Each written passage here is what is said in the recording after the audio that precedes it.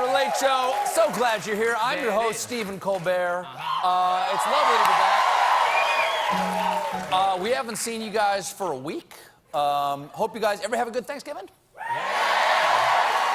I did too. I had a fantastic. John, you were there. Yeah, that was great. It was man. fantastic. Here's something I discovered this Thanksgiving.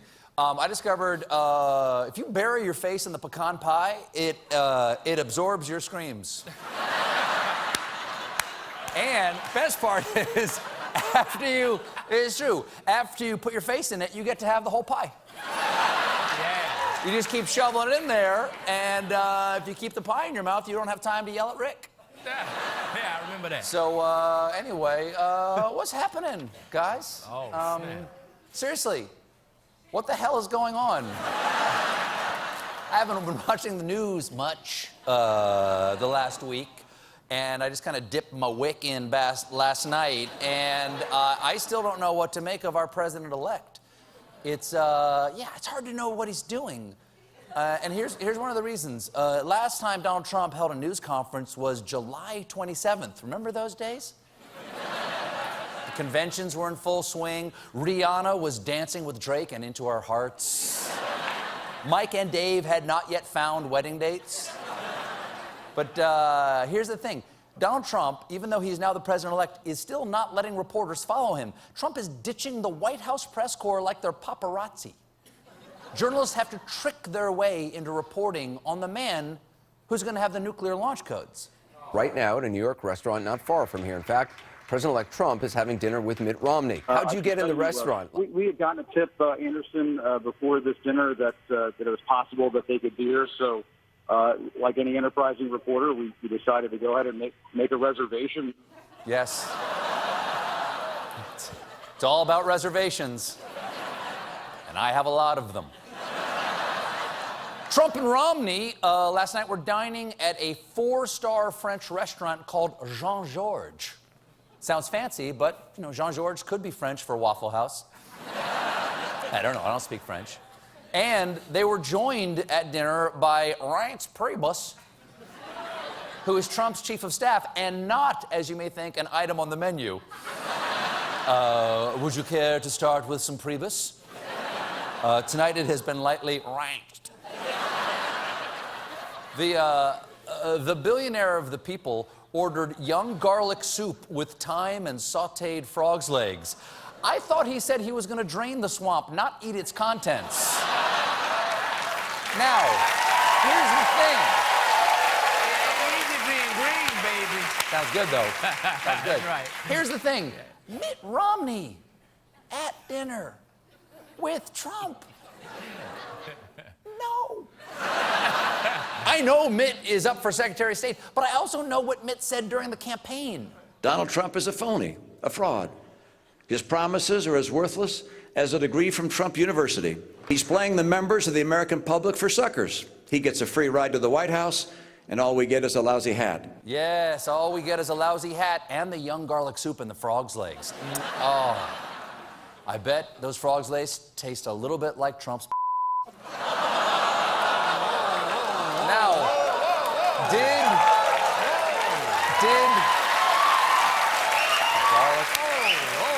CBS with STC. Did Trump enjoy this public display of his most prominent Republican critic bending the knee? I don't know. Let's check out the photo of Trump at dinner. Yeah, I think he did. I'm glad they shot that from the waist up because he seems very happy. Now, some people think in this photo Trump looks like the devil here. I think he looks like the guy who fired the devil 1 week before Christmas. You can't fire me 1 week before the holidays. You're a monster. What about my son Damien? You know he has asthma. He was counting on that trip to Harry Potter World. That's my devil. So, Trump looks like he's feasting on baby souls in that photo, but let's take another look. What about Romney? How's he look?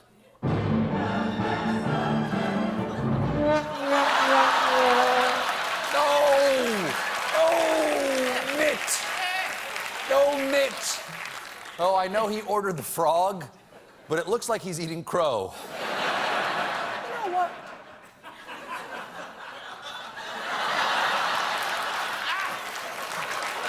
joke. This is kind of how I feel all the time.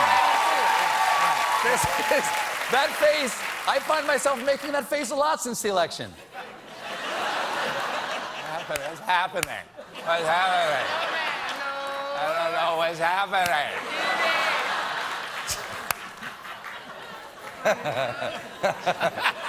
I don't know how much we're going to keep on this for broadcast, but there's very limited cut. Most, I think we're off the air at this point, aren't we? All right.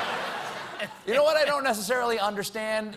You guys heard about the recount? Yeah. You know the recounts going on so far in Wisconsin? For those of you who haven't heard, Jill Stein, the Green Party's presidential candidate and grandma's new roommate, is seeking a recount in Wisconsin, Michigan, and Pennsylvania. But she's not looking to change the results. Stein explicitly says on her website, our effort to recount votes is not intended to help Hillary Clinton. It's all summed up in her campaign slogan, Jill Stein, I'm not helping. It's honest.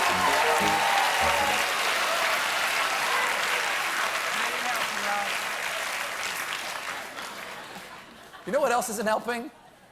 Donald Trump's tweets. He's gotten his phone back, evidently, and he apparently has a lot of free time. What's going to happen now? Is this how we learn about things from the president? Are we just going to have a tweet of the union? Hashtag strong. Trump tweeted plenty the cray-cray this past week. Well, the craziest was this gem. In addition to winning the Electoral College in a landslide, I won the popular vote if you deduct the millions of people who voted illegally. Now, when asked for proof that there were millions of illegal votes, Trump said he couldn't provide it because his millions of dogs ate it. And yesterday, Trump took more time off from setting up, again, the government of the United States, to tweet this. Nobody should be allowed to burn the American flag. If they do, there must be consequences, perhaps loss of citizenship or a year in jail. Okay, first of all, those aren't equivalent things. Loss of citizenship, year in jail. The same thing, okay? That's like your dad saying, Johnny, you took the car without permission, so you're either grounded for a month or you're castrated. You choose. All right, no. That's it. Snip, snip. Snip, snip.